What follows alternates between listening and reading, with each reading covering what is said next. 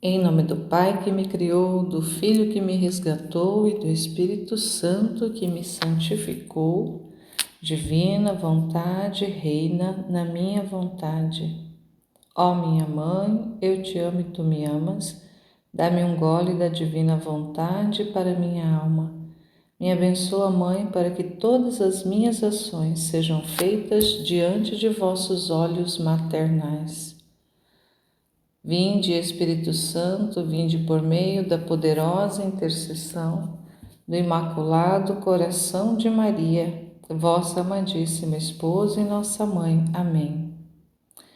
Ave Maria, cheia de graça, o Senhor é convosco, bendita sois vós entre as mulheres, e bendito o fruto do vosso ventre, Jesus. Santa Maria, Mãe de Deus, rogai por nós, pecadores, agora e na hora de nossa morte. Amém. Agradecendo ao Senhor por mais um dia, por mais uma oportunidade de poder ler um pouco mais da obra O Evangelho como me foi revelado, da Maria Valtorta.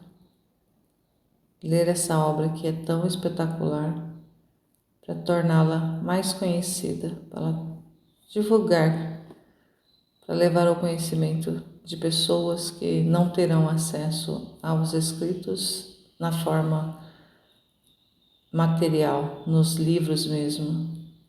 Então, os áudios é uma opção, é uma oportunidade de conhecimento, de adentrar também nesses conteúdos, em tudo aquilo que o Senhor manifestou, revelou de forma particular para essa mística e está disponível para nós, inclusive traduzido para o português. É uma obra italiana, mas existe ela traduzida para o português. 10 grandes volumes, mais de 5.000 páginas.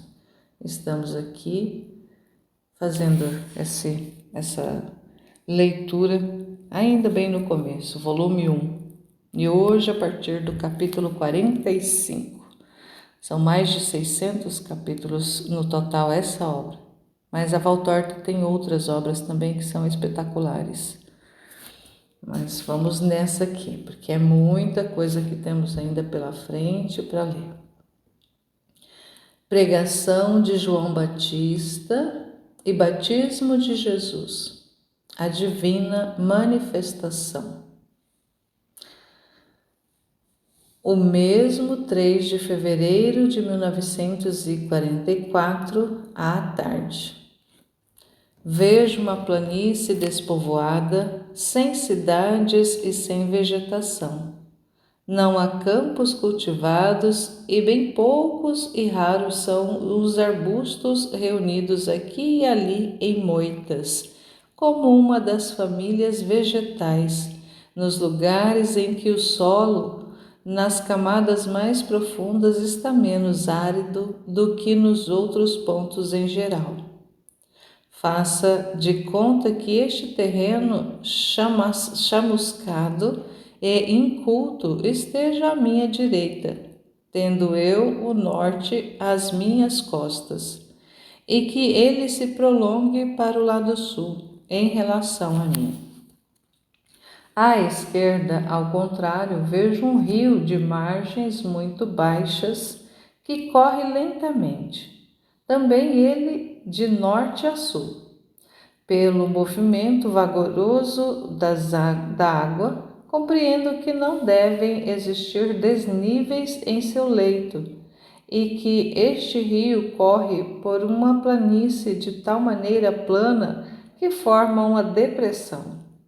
Ali há um movimento apenas suficiente para que a água não fique estagnada em um pântano. A água é pouco profunda, tanto que se pode ver o fundo. Acho que não tem mais do que 1 metro, no máximo 1,5 metros. Tem uma largura como a do rio Arno, à altura de São Miniato Empoli, Eu diria de uns 20 metros, mas eu não tenho olhos bons para calcular distância. Também é um rio de águas azuis levemente esverdeadas nas margens, onde pela umidade do solo há uma vegetação densa e agradável à vista, que ficou cansada de olhar a esqualidez das pedras e da areia que se estende diante dela. Aquela voz interior que eu lhe expliquei que ouço e que me indica o que é que devo anotar e saber, me avisa que o que estou vendo é o Vale do Jordão. Eu o chamo de vale porque é costume falar assim quando queremos indicar o lugar por onde corre um rio, mas no caso do Jordão é impróprio chamá-lo assim porque um vale pressupõe montes, e eu aqui não vejo montes próximos. Mas, em suma, estou junto ao Jordão, e o espaço desolado que observo à minha direita é o deserto de Judá. Se falamos um deserto para querermos dizer um lugar onde não há casas nem trabalhos feitos pelo homem, está certo, mas não é o segundo conceito que nós temos no deserto. Aqui não há areias onduladas do deserto como nós conhecemos, mas somente terra nua, com pedras e detritos espalhados, como são os terrenos aluviais depois de uma cheia. Lá ao longe vêm-se algumas colinas.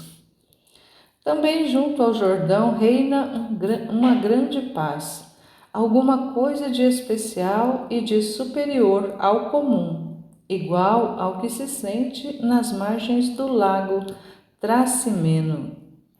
É um lugar que parece querer fazer-nos pensar em voos de anjos e em vozes celestes. Não sei dizer bem o que estou sentindo, mas me sinto num lugar que nos fala ao espírito. Enquanto observo essas coisas, vejo que o cenário vai se enchendo de gente ao longo da margem direita em relação a mim, do Jordão. Há muitos homens vestidos de maneiras diferentes. Alguns parecem homens do povo, outros são ricos e não faltam alguns que parecem ser fariseus, pelas vestes adornadas com franjas e galões. No meio deles, em pé sobre um penhasco, está um homem que ainda não seja esta a primeira que seja esta a primeira vez que o vejo, reconheço logo que é o Batista. Ele fala à multidão e eu lhe asseguro que não é uma pregação doce. Jesus chamou Tiago e João de filhos do trovão. Como chamar então este veemente orador? João Batista merece o nome de raio, avalanche, terremoto, pois o seu modo de falar e gesticular é muito impetuoso e severo. Ele fala anunciando o Messias e exortando o povo a preparar os corações para a sua vinda, arrancando-lhes os embaraços, endireitando-lhes os pensamentos. Mas é um falar vorticoso e rude. O precursor não tem a mão leve de Jesus sobre as chagas dos corações. É um médico que tudo descobre, examina e corta sem piedade. Enquanto escuto, e não repito as palavras porque são aquelas referidas pelos evangelistas, mas amplificadas em sua impetuosidade. Vejo que, ao longo de uma estradinha pela direita, pela beira da baixa verde que acompanha o Jordão, vem se aproximando o meu Jesus. Este caminho rústico, que é mais um atalho do que um caminho, parece ter se formado com a passagem das caravanas e das pessoas que durante este ano e séculos o têm percorrido para alcançar um ponto mais raso do rio e fácil de ser atravessado a val. O atalho continua do outro lado do rio e se perde entre o verde dos ribeirinhos. Jesus está sozinho, caminha lentamente, avançando em direção às costas de João. Aproxima-se sem fazer barulho e escuta. Entretanto, a voz trovejante do penitente do deserto, como Jesus fosse um dos muitos que ia a João para serem batizados a fim de se prepararem para estarem limpos na chegada do Messias. Nada distingue Jesus dos outros. Nas vestes ele parece um dos homens do povo, um senhor no trato e na beleza, mas nenhum sinal divino o diferencia da multidão. Dir-se-ia, porém, que João está sentindo a emanação de uma espiritualidade especial. Ele se vira e de imediato reconhece qual é a fonte daquela emanação. Ele desce impetuosamente do penhasco que lhe servia de púlpito e rapidamente vai até Jesus, que estava parado a alguns metros do grupo, apoiando-se ao tronco de uma árvore. Jesus e João se olham por um momento. Jesus com aquele seu olhar azul tão doce. João com seus olhos severos, pretos, cheios de luz intensa. Visto de perto, eles são a antítese um do outro. Os dois são altos, é a única semelhança, em tudo o mais são diferentes. Jesus é loiro, de cabelos compridos e penteados, com o rosto de um branco marfim, de olhos azuis, de roupa simples, mas majestosa. João tem cabelos pretos que caem lisos sobre as costas, desiguais em comprimento, com uma barba preta e rala, que lhe cobre quase todo o rosto, sem impedir que se possam notar suas faces escavadas pelo jejum. Seus olhos pretos e febris, sua pele escura, bronzeada pelo sol e pelas intempéries. A pelugem farta que lhe cobre o corpo seminu com sua veste de pelo de camelo, presa à cintura por uma correia de pele, cobrindo o torso, descendo um pouco abaixo dos flancos magros, deixando descobertas as costelas à direita, por onde se vê a pele curtida pelo ar. Os dois, vistos juntos, parecem um anjo e um selvagem. João, depois de tê-lo perscrutado com os seus olhos penetrantes, exclama: Eis o Cordeiro de Deus! Como é que meu Senhor vem a mim? Jesus lhe responde tranquilamente: É para cumprir o rito da penitência.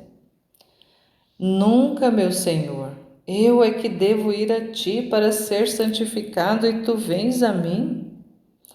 Jesus, pondo-lhe a mão sobre a cabeça, pois João estava curvado à sua frente, lhe responde: Deixa que se faça como eu quero, para que se cumpra toda a justiça, para que o teu rito se torne o início de mais um alto mistério e para que seja anunciado aos homens que a vítima já está no mundo. João olha para ele com os olhos que uma lágrima enternece e o precede em direção à beira do rio, onde Jesus tira o manto e a túnica, ficando com uma espécie de calções curtos, para depois descer na água, onde já está João, que o batiza, vertendo-lhe sobre a cabeça a água do rio, apanhada com uma espécie de taça que o Batista traz pendurada na cintura, e que me parece uma concha, ou a metade de uma cabaça seca, da qual foi tirado o miolo. Jesus é realmente o Cordeiro. Cordeiro na candura da carne, na modéstia do trato, na mansidão do olhar. Quando Jesus torna a subir à beira do rio, depois de se vestir, se recolhe em oração. João o aponta à multidão, dando testemunho de tê-lo conhecido pelo sinal que o Espírito de Deus lhe tinha dado, sinal infalível do Redentor. Mas eu me sinto tão atraída por Jesus ao vê-lo rezando que não vejo nada, a não ser esta figura de luz contra o verde da margem. E aqui a narração do batismo de Jesus, a descrição dessa cena, que acrescenta um pouco mais de elemento àquilo que a gente já conhece nos evangelhos, na tradição. E a Valtorta não fala da parte onde a nuvem desce, onde a pomba paira sobre Jesus, onde se escuta a voz do Pai dizendo: "Eis meu filho muito amado". Então essa parte ela omite porque ela ficou tão atraída por ver Jesus orando que ela não percebe essa cena acontecendo.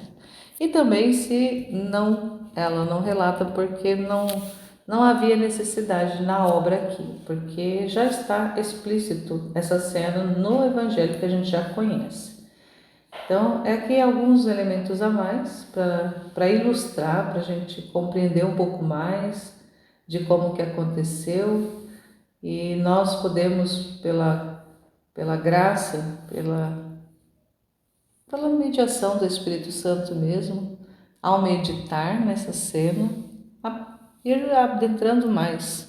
O Espírito Santo pode nos revelar, se ele quiser, mais elementos. Então é importante a gente ter presente que a descrição da cena, muitas vezes não há necessidade de mais informações, de falar mais a respeito, a não ser que algum ponto nos chame a atenção. O Senhor nos retenha num ponto específico, mas do contrário é mesmo uma meditação que a gente precisa fazer de forma individual, particular, cada um pode fazer degustando, adentrando novamente na cena, adentrando ali no diálogo e absorvendo o máximo que o Senhor quiser comunicar. Então aqui a gente já vai para o ensinamento de Jesus, ele vai falar. 4 de fevereiro de 1944, Jesus diz: João para si mesmo não tinha necessidade do sinal. O seu espírito, pré-santificado desde o ventre de sua mãe, possuía aquela vista da inteligência sobrenatural, que teria sido a de todos os homens sem a culpa de Adão. Então, algo aqui que é importante a gente compreender nesse pedacinho aqui que Jesus vai falando, que João Batista não tinha necessidade dessa manifestação dele, porque ele já era ali um sem culpa. Então, João foi santificado ainda no ventre de Isabel, quando Maria chega e visita, naquela saudação onde é narrado nos evangelhos e também aqui na Valtorta, que a criança pula de alegria no ventre de Isabel. Nesse momento, a presença de Jesus santifica e retira ali João Batista, é como se ele fosse batizado já no ventre de Isabel, ele já recebe o Espírito Santo e é já removido dele o pecado original. Então ele viveu a vida dele sem essa mancha, mas ele, diferente de Maria, que Maria foi preservada do pecado original já na concepção. Maria não, nem um segundo da sua existência, ela teve contato com o pecado original. João Batista teve durante 6 meses ali da sua gestação, mas ao momento que Jesus se aproxima dele dentro do ventre de Maria, que ela já estava grávida quando vai visitar Isabel, devido a essa proximidade, ali ele já é santificado. Então é interessante a gente compreender isso, né? Que ele já tinha essa inteligência sobrenatural que, olha só o que o Senhor fala aqui, todos nós, se não houvesse o pecado original, todos nós seríamos ali como João Batista, teríamos essa inteligência sobrenatural, teríamos a pureza, teríamos os dons que o Senhor comunicou a Adão quando o fez. Continuando aqui o ensino. Se o homem tivesse permanecido na graça, na inocência, na fidelidade ao seu Criador, teria visto Deus através das aparências externas. No Gênesis está dito que o Senhor Deus falava familiarmente com o homem inocente e que diante daquela voz o homem não desfalecia nem se enganava ao discerni-la.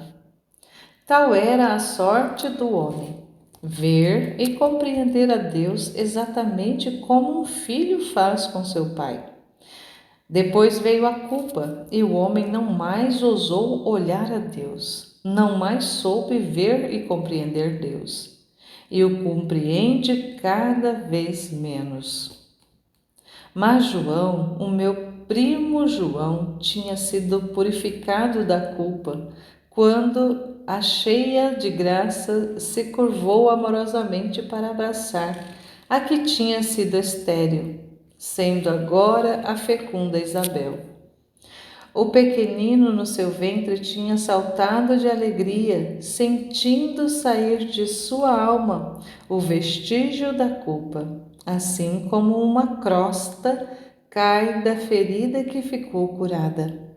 O Espírito Santo, que fez de Maria a mãe do Salvador, ele iniciou a sua obra de salvação através de Maria, cibório vivo da salvação encarnada, por meio deste nascituro que estava destinado a estar unido a mim. Não tanto pelo sangue, mas também pela missão que fez de ambos, lábios que formam a palavra. João era os lábios, eu era a palavra. Ele, o precursor no Evangelho e em seu destino de mártir. Eu, aquele que aperfeiçoa com a minha divina perfeição o Evangelho iniciado por João e o seu martírio pela defesa da lei de Deus. João não precisava de nenhum sinal, mas o sinal era necessário para a obtusidade dos outros. Sobre o que teria João baseado a sua afirmação, senão sobre uma prova inegável que até os olhos dos lentos e os ouvidos dos aborrecidos tivessem podido perceber? Eu também não precisava de batismo, mas a sabedoria do Senhor tinha julgado ser aquele o momento e o modo de nos encontrarmos, tirando João da sua caverna e a mim da minha casa. Ele nos uniu naquela hora para abrir sobre mim os céus, descendo a pomba divina sobre aquele que teria de batizar os homens com esta pomba, e descendo também o anúncio, ainda mais poderoso do que o do anjo, porque era de meu Pai. Eis o meu filho dileto, com o qual eu me comprazo. Para que os homens não tivessem desculpas ou dúvidas se deveriam seguir-me ou não. As manifestações do Cristo foram muitas. A primeira, depois do nascimento, foi aquela dos magos. A segunda, no templo, e a terceira às margens do Jordão. Depois vieram infinitas outras que eu te farei conhecer, pois os meus milagres são manifestações da minha natureza divina, até a ressurreição e a ascensão ao céu.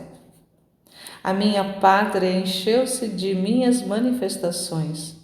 Como semente lançada aos 4 pontos cardeais, essas manifestações aconteceram em todas as camadas da sociedade e em todos os lugares da vida, dos pastores aos poderosos, aos doutos, aos incrédulos, aos pecadores, aos sacerdotes, aos dominadores, às crianças, aos soldados, aos hebreus, aos gentios. Ainda agora elas se repetem, mas, como naquele tempo, o mundo não as recebe bem. Não recebe bem as atuais, esquecendo-se também das passadas. Pois bem, eu não desisto. Eu me repito para salvar-vos, para levar-vos a ter fé em mim. Sabes, Maria, o que estás fazendo? Sabes o que eu estou fazendo ao mostrar-te o Evangelho? Uma tentativa mais forte de trazer os homens a mim. Tu tens desejado isto com ardentes orações. Eu não me limito mais à palavra. Ela os cansa e os afasta.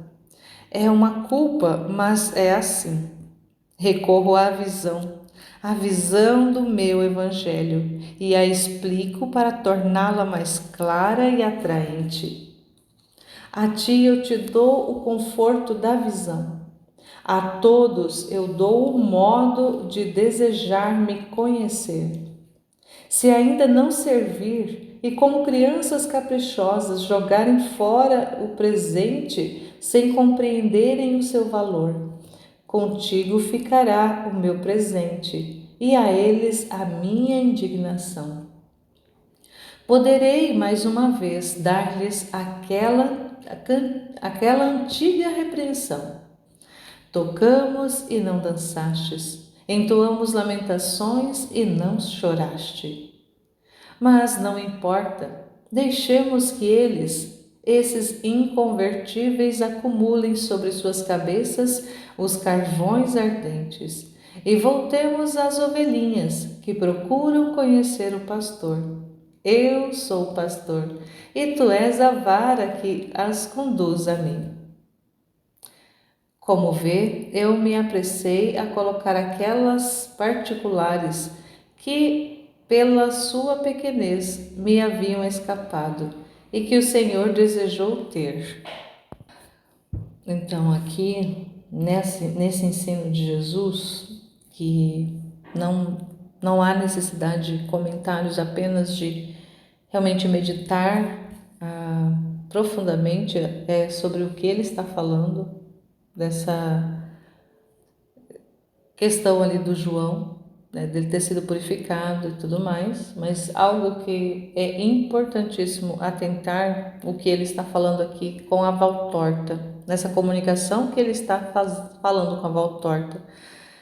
Maria, sabes o que estás fazendo, né? Ele perguntando para a Valtorta, o que você está fazendo ao mostrar o Evangelho para ela. Então aqui ele está deixando muito claro que é um amor, é uma expressão de amor grandiosa e de misericórdia dele para conosco, explicando através das cenas do que aconteceu durante a sua vida. Porque o que nós temos na Bíblia, o que nós temos nos Evangelhos, e até mesmo na tradição, tem muita coisa, muita informação, já é o suficiente para nós crermos e para nós sermos salvos. Crermos na palavra e sermos salvos. Mas ele aqui está usando, porque ele fala, né? Muitos não creem na palavra apenas, então ele recorre às visões. Então ele dá para Valtorta as visões aqui é até chamado de visões em 3D, porque ela vê em detalhes e descreve em detalhes aquilo que ela está visualizando, que ele está dando para ela, nessa missão que ela tem, que ela recebeu, essa alma escolhida para receber essas visões e relatar tudo aquilo que ela via em detalhes, para que nós, muitas vezes incrédulos, como ele chama, pudéssemos ter um motivo a mais para crer.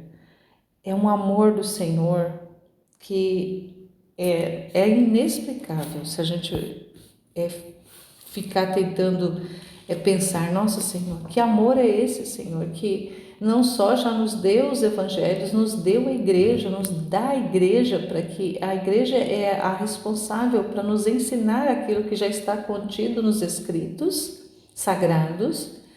A igreja é essa responsável para nos ensinar, ela é a nossa mestra para nos ensinar, para nos orientar nesse caminho de peregrinação sobre essa terra, mas o Senhor ainda vai além, escolhe uma alma vítima e dá para ela as visões com detalhes de cenas da sua vida que nós já conhecemos, como essa do batismo, mas muitas outras cenas que desconhecidas de nós no geral. Nós vamos ver no decorrer dessa obra, que é uma obra muito extensa. Nós vamos conhecer tantos detalhes da vida de Jesus, das conversas, dos diálogos, das pessoas com as quais ele teve contato, das transformações, dos milagres, dos sinais que ele realizava. Nós temos, nossa, meu Senhor, tanta coisa aqui para ir descobrindo, e não tem outra coisa do que ficar extremamente agradecidos por esse amor do Senhor, por mais essa oportunidade que Ele está nos presenteando. Então, essa obra da Valtorta é um presente do céu, um presente de Jesus para nós, termos mais elementos para crer. Ninguém que tocar nessa obra vai ter desculpa de dizer não, eu não sabia, eu não tive a oportunidade de conhecer melhor o Senhor. Não, aqui ele se revela em muito. São revelações particulares, sim. Não é aqui, essa obra não tem pretensão de substituir a revelação pública que nós já sabemos, que é doutrina também, que no último evangelho, que é o de João, já está encerrada a revelação pública de Jesus, mas essa obra ela não acrescenta a mais do que o que está na obra pública. Nessa revelação particular, ela vem esclarecendo mais, vem trazendo mais elementos para que nós possamos crer, vem trazendo mais informações para clarear a nossa mente, muitas vezes enuviada, deturpada, pelo peso dos pecados, pelo peso de uma vida de escolhas erradas de cada um de nós. Então, como é importante saber, meu Deus, que é esse amor de Jesus. Então, ver nessa obra aqui mais uma oportunidade de conhecer melhor e não desprezar, como muita gente faz.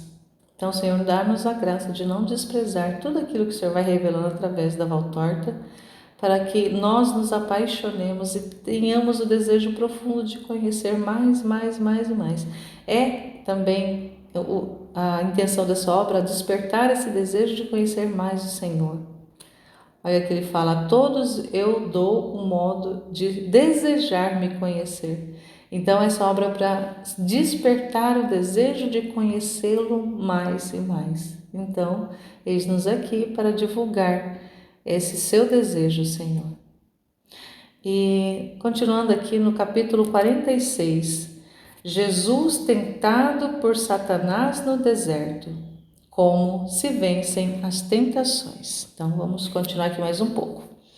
24 de fevereiro de 1944, quinta-feira depois das cinzas. Vejo à minha esquerda a solidão rochosa que eu já vi na visão do batismo de Jesus no Jordão, mas devo ter penetrado bastante nela, porque não vejo inteiramente o belo rio, vagaroso e azul, nem a veia verde que o acompanha em suas duas margens, como que alimentada por aquela artéria de água. Aqui só se vê solidão. Grandes pedras, uma terra de tal maneira árida que está reduzida a um pó amarelo, que de vez em quando o vento levanta em pequenos redemoinhos, parecidos com o sopro de alguma boca febril, de tão quente e seco. Eles incomodam porque a sua poeira nos penetra as narinas e a garganta. Há algumas pequenas moitas de espinheiros muito raras que não se sabe como é que podem resistir nessa desolação. Parecem os últimos fios de cabelo de uma cabeça calva. Acima, um céu impiedosamente azul. Embaixo, o solo árido. Ao redor, penhascos e silêncio. Eis o que vejo como natureza. Encostado a uma grande pedra, pela sua forma, feita para cima e para baixo, assim como tento desenhá-la, parece um precipício de caverna. Está Jesus sentado sobre uma pedra, sobre uma outra pedra, que foi arrastada para dentro da caverna. Protege-se assim do sol ardente. Meu monitor interior me avisa que aquela pedra sobre a qual o Senhor está sentado é também o seu genuflexório e o seu travesseiro quando ele tira suas breves horas de repouso, envolto em seu manto, à luz das estrelas e exposto ao ar frio da noite. De fato, a sacola está perto dele, a mesma que eu vi pegar antes de partir de Nazaré. É tudo o que ele tem, e como está dobrada e frouxa, compreendo que está vazia, sem aquele pouco alimento que Maria havia posto nela. Jesus está muito magro e pálido. Está sentado com os cotovelos apoiados nos joelhos e os antebraços estendidos para a frente, com as mãos unidas e os dedos entrelaçados. Ele está meditando. De vez em quando ergue o olhar e o gira ao seu redor. Olha para o sol alto, quase a pino, no céu azul. De vez em quando, e especialmente depois de ter girado o olhar ao redor e de tê-lo erguido em direção à luz solar, ele fecha os olhos e se apoia ao penhasco, que lhe serve de abrigo, como se estivesse sendo tomado por uma vertigem. Vejo então aparecer a cara feia de Satanás. Não que ele se apresente na forma com que nós acostumamos figurá-lo, com chifres, rabos, etc. Parece um beduíno envolto em sua veste e em seu grande manto, como um dominó mascarado. Na cabeça tem um turbante cujas extremidades brancas descem como uma proteção sobre os ombros e ao longo dos lados do rosto, de modo que deste aparece um pequeno triângulo muito moreno, de lábios finos e sinuosos, de olhos muito pretos e escavados, cheios de brilhos magnéticos. São duas pupilas que te perscrutam até o fundo do coração, mas nas quais não lês nada, somente esta palavra: mistério. O oposto dos olhos de Jesus, também estes magnéticos e fascinantes, e que perscrutam os corações, mas nos quais tu também podes ler que no seu coração há amor e bondade para contigo. O olhar de Jesus é uma carícia para a alma, enquanto que o olhar de Satanás é como um duplo punhal que te perfura e te queima. Ele se aproxima de Jesus. Estás sozinho? Jesus olha para ele e não responde. Como vieste parar aqui? Estás perdido? Jesus o olha novamente e continua calado. Se eu tivesse água no odre, eu te daria, mas eu também estou sem.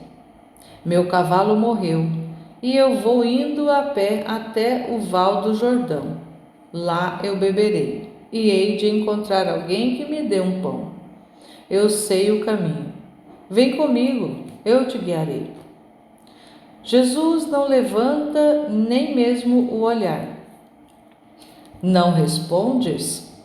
Sabes que se ficares aqui morrerás? O vento está começando a soprar. Vai vir uma tempestade. Vem comigo. Jesus une as mãos em muda oração. Ah, então és tu mesmo. Há tanto tempo que te procuro. Agora faz tempo que te venho observando, desde o momento em que foste batizado. Estás chamando o Eterno? Ele está longe. Agora está sobre a terra e em meio aos homens. No meio dos homens, quem reina sou eu. Eu também tenho dó de ti e te quero socorrer, porque és bom e vieste sacrificar-te à toa. Os homens te odiarão pela tua bondade. Eles só entendem se lhes falares de ouro, comida e sentidos. Sacrifício, dor, obediência são para eles palavras mortas, mais do que esta terra que está ao redor de nós. Eles são ainda mais áridos do que esta poeira. Só a serpente pode esconder-se aqui, esperando a hora de dar o bote, e o chacal a hora de despedaçar sua vítima. Vem, vamos embora. Não mereces sofrer por eles. Eu os conheço melhor do que tu. Satanás sentou-se de frente a Jesus e o examina com esse seu olhar horrível, sorrindo com a sua boca de serpente. Jesus continua calado, rezando mentalmente. Tu estás desconfiando de mim. Fazes mal. Eu sou a sabedoria da terra. Posso ser teu mestre para te ensinar a triunfar. Vê, o importante é triunfar. Depois, quando nos impusermos e o mundo ficar fascinado, então o levaremos para onde quisermos. Mas antes é necessário fazer o que agrada a eles. Ser como eles, seduzi-los, fazendo-os crer que nós os admiramos e os acompanhamos em seus pensamentos. Tu és jovem e belo. Começa pela mulher. É sempre por ela que se deve começar. Eu errei induzindo a mulher à desobediência. Eu devia tê-la aconselhado de outro modo. Eu teria feito dela um instrumento melhor e teria vencido a Deus. Eu fui apressado. Mas tu, vou te ensinar, porque houve um dia em que eu olhei para ti com um júbilo angelical, e um resto daquele amor ainda ficou. Mas tu, escuta-me, aproveita-te da minha experiência. Arruma uma companheira, porque o que não conseguires, ela conseguirá. Tu és o novo Adão, deves ter a tua Eva. Além disso, como podes compreender e curar as doenças da sensualidade se não sabes o que elas são? Não sabes que aí é que está o ponto central do qual nasce a planta da cobiça e da prepotência? Para que é que o homem quer reinar? Para que quer ser rico e poderoso? Para possuir a mulher. Ele é como a cotovia. Ela é como a cotovia. Ela precisa de brilho para ser atraída. O ouro e o poder são as suas faces, as duas faces do espelho que atraem as mulheres, e são as causas do mal no mundo. Olha bem, através de 1000 delitos de diversas faces, há pelo menos 900 que têm suas raízes na fome da posse da mulher, ou na vontade de uma mulher, que arde num desejo que o homem ainda não conseguiu satisfazer ou não mais satisfaz. Se quiserdes saber o que é a vida, procura a mulher. Só depois saberás cuidar e curar as doenças da humanidade. A mulher é bonita, como sabes. Não há nada de mais belo no mundo. O homem tem o pensamento e a força, mas a mulher, o seu pensamento é um perfume, seu contato é carícia de flores, sua graça é como um vinho que desce, sua fraqueza é como uma meada de seda ou anel de cabelo de bebê nas mãos do homem. Sua carícia é uma força que se derrama sobre a nossa, inflamando-a. Acaba-se a dor, o cansaço, a aflição, quando nos colocamos perto de uma mulher, pois ela, nos nossos braços, é como um feixe de flores. Mas que tolo que eu sou! Tu estás com fome e eu te falando da mulher. O teu vigor está esgotado. É por isso que essa fragrância da terra, essa flor da criação, esse fruto que dá e suscita o amor, te parece uma coisa sem valor. Mas olha estas pedras, como são redondas e lisas, como são douradas sob a luz do sol que desce. Não parecem pães? Tu, filho de Deus, só precisa dizer: eu quero, para que elas se transformem em pão, cheirosos como aqueles que as donas de casa tiram do forno para jantar de seus familiares. E estas acácias tão secas, se tu queres, não podem encher-se de maçãs doces e de tâmaras com gosto de mel? Sacia-te, ó Filho de Deus, tu és o Senhor da terra. Ela se inclina para pôr-se aos teus pés, matando a tua fome. Não vês que empalideces e vacilas só de ouvires falar em pão? Pobre Jesus, estás tão fraco a ponto de não poderes mais tampouco fazer um milagre? Queres que eu faça por ti? Não sou igual a ti, mas alguma coisa eu posso fazer. Ainda que por um ano eu fique privado das minhas forças, eu as ajuntarei todas, pois eu te quero servir. Porque tu és bom, e eu sempre me lembro de que és o meu Deus, mesmo tendo eu desmerecido agora de poder chamar-te assim. Ajuda-me com a tua oração para que eu possa.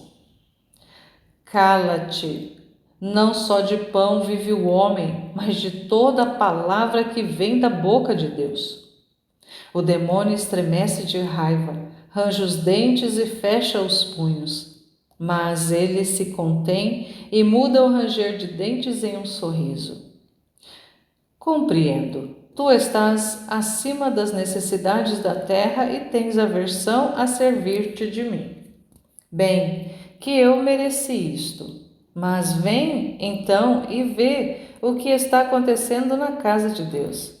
Vê como até os sacerdotes não se recusam a fazer transações entre o espírito e a carne, porque afinal eles são homens, não são anjos. Faz um milagre espiritual. Eu te levo até o pináculo do templo, e tu transfigura-te em beleza lá em cima. Depois chama a multidão de anjos e diz a eles que façam de suas asas entrelaçadas uma esteira para que os teus pés que te levem para desceres no pátio principal. Que todos te vejam e se lembrem de que Deus existe. De vez em quando é necessário uma manifestação, porque o homem tem uma memória muito fraca, especialmente nas coisas espirituais. Bem sabes como os anjos se sentirão felizes por poderem oferecer um apoio aos teus pés e uma escada para desceres. Está escrito: não tentes o Senhor teu Deus. Compreendes que, mesmo com a tua aparição, não se mudariam as coisas e o templo continuaria a ser um lugar de mercado e corrupção. A tua divina sabedoria bem o sabe, como os corações dos ministros do templo são um ninho de víboras, que se dilaceram contanto que consigam prevalecer. Só podem ser dominados com força humana. Então vem, adora-me, eu te darei a terra. Alexandre, Ciro, César, todos os maiores dominadores do passado ou do presente serão semelhantes a chefes de uma mesquinhas caravanas, se comparardes a ti, que terás sob o teu cetro todos os reinos da terra.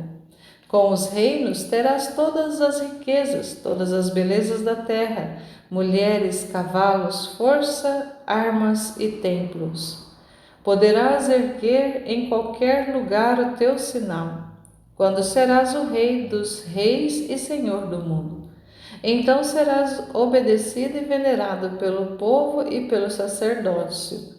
Todas as castas te honrarão e te servirão, porque serás o poderoso, o único, o Senhor. Adora-me ainda que por um momento. Tira-me esta sede que eu tenho de ser adorado. Foi ela que me perdeu, mas ela ficou em mim, queimando-me. As chamas do inferno são como o ar fresco da manhã, comparado a este ardor que me queima interiormente. Esta sede é o meu inferno. Um momento só, ó Cristo, tu que és bom. Um momento de alegria para o eterno atormentado. Deixa-me sentir o que quer dizer ser Deus, e eu serei teu devoto e servo obediente por toda a vida, para todas as tuas obras. Um momento, e não te atormentarei mais. Satanás se põe de joelhos suplicando. Jesus, ao contrário, se levantou. Tendo se tornado mais magro, nestes dias de jejum, parece ainda mais alto. Seu rosto está cheio de severidade e poder. Seus olhos são duas safiras ardentes. Sua voz é como um trovão que se repercute na cavidade do penhasco, espalhando-se sobre o pedregal e a planície desolada ao dizer: Vai-te, Satanás! Está escrito: adorarás o Senhor teu Deus e só a Ele servirás. Satanás, com o urro de condenado e com ódio indescritível, levanta-se com ímpeto, tremendo ao ver-se na sua furiosa e fumante figura. Depois desaparece com um novo urro de maldição. Jesus se assenta cansado, apoiando atrás a cabeça no penhasco. Parece estar exausto, está suando, mas os seres angélicos vêm soprar levemente com suas asas no mormaço da caverna, purificando-o e refrescando-o. Jesus abre os olhos e sorri, e não o vejo comer. Eu diria que ele se nutre do aroma do paraíso, saindo revigorado. O sol desaparece no poente. Jesus pega o alforje vazio e, acompanhado pelos anjos que suspensos acima de sua cabeça, produzem uma luz suave, enquanto a noite cai rapidamente. Se encaminha para o leste, ou melhor, para o nordeste. Já retornou sua expressão habitual, o passo firme. Só resta como lembrança do seu longo jejum um aspecto mais ascético no rosto magro e pálido e nos olhos arrebatados, numa alegria que não é desta terra. E o que falar dessa visão da tentação no deserto, onde Satanás ali vai usando esses elementos para tentar o Senhor. Então também nessa cena nós percebemos muitos outros elementos que não contém nos evangelhos, que é bastante sintético. Os evangelhos é muito curto, muito simples, não detalha muita coisa. Mas aqui a gente percebe esse diálogo, essa conversa que vai além daquelas 3 palavras, as três tentações lá, do ter, poder e os 3 poderes lá que o demônio tenta Jesus. Mas algo que é novidade aqui, ele falando da mulher, usando como primeira arma ali para tentar Jesus a mulher, falando dessa realidade, como que muitos homens se perdem por causa da mulher, por buscar ter mulher. Interessante isso que ele vai falando. E se nós meditarmos, nós vamos ver que tem, embora ele seja o pai da mentira, mas ele fala muita coisa aqui que é real. Então vamos já direto para o ensino que Jesus vai trazer aqui. Vamos ver o que ele fala a respeito, para colhermos mais do ensino de Jesus mesmo, e não de Satanás, embora sirva também para nós meditarmos. Jesus diz: ontem estavas sem a tua força, que é a minha vontade, e eras por isso um ser semivivo. Eu fiz que teus membros repousassem e te fiz jejuar no único jejum, que é pesado para ti, aquele da minha palavra. Pobre Maria, tiveste uma quarta-feira de cinzas. Em tudo sentistes o sabor da cinza, visto que estavas sem o teu mestre. Eu não me fazia ouvir, mas eu estava presente. Nesta manhã, já que a aflição é recíproca, eu te murmurarei em teu cochilo. Cordeiro de Deus, que tiras o pecado do mundo, dá-nos a paz. E te fiz repetir isso muitas vezes, e outras tantas repeti para ti. Pensaste que eu ia falar sobre isto, mas primeiro foi o ponto que eu já te mostrei e que vou comentar. Depois, hoje à tarde, te ensinarei sobre aquele outro assunto. Satanás, como viste, se apresenta sempre com uma aparência benévola, com um aspecto comum. Se as almas estivessem atentas e, sobretudo, em contatos espirituais com Deus, perceberão aquele aviso que os tornará cautelosas e prontas para combater as insídias do diabo. Mas se as almas estiverem desatentas ao divino, separadas por uma carnalidade que as domina e ensurdece, não ajudadas pela oração que as une a Deus e derrama sua força, como por um canal do coração do homem, então dificilmente elas notam a cilada escondida sob a aparência inócua, caindo nela. Livrar-se depois é muito difícil.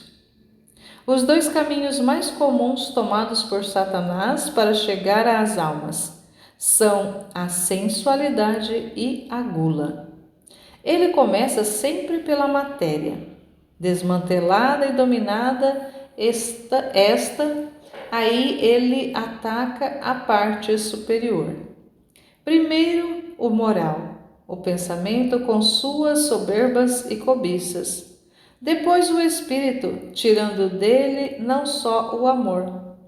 Este já nem existe mais, quando o homem substituiu o amor divino por outros amores humanos, mas também o temor de Deus. É então que o homem se abandona de corpo e alma a Satanás, contanto que chegue a gozar do que quer, e a gozar sempre mais. Como eu me comportei, tu ouviste. Silêncio e oração. Silêncio. Porque se Satanás faz seu trabalho de sedutor e vem ao redor de nós, é preciso suportá-lo sem tolas impaciências e temores inúteis, mas reagir com altivez à sua presença e com oração à sua sedução. É inútil discutir com Satanás. Ele venceria porque é forte em sua dialética. Só Deus o vence. Por isso é preciso recorrer a Deus que fale por nós, através de nós. Mostrar a Satanás aquele nome e aquele sinal, não tanto escrito em papel ou gravados em madeira, quanto escritos e gravados no coração. O meu nome, o meu sinal. Rebater a Satanás somente quando insinua que ele é como Deus, usando a palavra de Deus. Ele não suporta esta palavra. Depois passado a luta, vem a vitória, e os anjos servem e defendem o vencedor do ódio de Satanás. Eles o restauram com o orvalho celeste, com a graça que tornam a derramar as mãos cheias de coroa do coração do Filho fiel, com a bênção que acaricia o Espírito. É preciso ter a vontade de vencer a Satanás e fé em Deus e em sua ajuda. Fé no poder da oração e na bondade do Senhor. Então Satanás não pode fazer nenhum mal. Vai em paz. Nesta tarde te alegrarei com o que ainda virá. Então, o Senhor vem trazendo uma orientação preciosa para nós aqui, para os momentos de combate. Confiar em Deus, confiar plenamente, ter fé. A importância da oração, de estar unido ao Senhor para vencer. Porque, inclusive, ele fala que não somos nós quem vencemos Satanás, mas é o próprio Deus. Então, se a alma está distante de Deus, ela já é derrotada. Mas se ela está unida ao Senhor pela oração, pela palavra, está em íntima união com Deus, a alma pode vencer as insídias, porque ela não vence por si própria, mas é o próprio Deus na alma que vence Satanás sempre. Então Deus vence Satanás sempre, mas o ser humano por si só não vence. O ser humano por si só é derrotado. E quanto mais o ser humano confia em si, mais ele vai ser derrotado. E é isso que o inimigo quer, que o homem confie em si próprio, nas suas forças, que ele busque as coisas fora de Deus, que ele se afaste de Deus. Essa é a intenção de Satanás. E quando ele encontra espaço onde somente o humano age, aí ele já tem campo propício para trabalhar. E ele vem mesmo, ele vem porque ele tem poder, ele recebeu poder. Ele era um anjo poderoso. A gente não deve se esquecer disso, que o demônio ele tem muito poder, ele é mais poderoso do que nós, só que Deus é maior. Deus é que realmente é o dono do poder. O poder está nas mãos de Deus, Ele é o poder. Então, nós precisamos nos refugiar no Senhor, nos unir ao Senhor. Então, isso que Jesus vem trazendo aqui, essa orientação para a Valtorta, para nós, é importante nós nos lembrarmos sempre disso, de não confiarmos em nós mesmos, mas estarmos cada vez mais, buscarmos essa união íntima com o Senhor, através da oração, através da meditação, através de leituras espirituais, através da participação nos sacramentos. O Senhor nos deixou os sacramentos como esses instrumentos poderosíssimos para fortalecer a nossa alma no combate. Nós vivemos na terra um combate muito grande, mas se nós estamos unidos ao Senhor, se nós contamos, se a nossa força vem dele, nós somos mais que vencedores, porque nele é que nós vencemos. Ele vence através de nós. Mas se nós confiarmos em nós mesmos e acharmos que não tem importância, que a gente pode levar a vida de qualquer jeito, como muitas vezes vai levando, infelizmente, ao precipício, a derrocada é o que nos aguarda, é o que nos espera. Então, que nós realmente obedeçamos a palavra do Senhor, essa orientação de Jesus, de estarmos cada vez mais unidos a Ele, de buscarmos nele, conhecê-lo e amá-lo, servi-lo, nos unirmos em oração, em meditação, buscando essa estreita relação com Ele, para estarmos fortalecidos, porque esses ataques, eles não vão, a união com Deus não vai impedir que o demônio nos tente, não vai impedir, porque inclusive até mesmo para nos fortalecer, mas vai impedir que ele nos vença. Então a união com Deus não nos livra dos ataques do inimigo, porque muitas vezes as pessoas acham que vivendo uma vida reta, vivendo uma vida em Deus, buscando ter essa vida de comunhão, de intimidade com o Senhor, de oração, de vida sacramental, de obediência aos mandamentos, viver uma vida, buscar uma vida de santidade, uma vida de virtudes, vai livrar das tentações, vai livrar do mal, como a gente reza no Pai Nosso.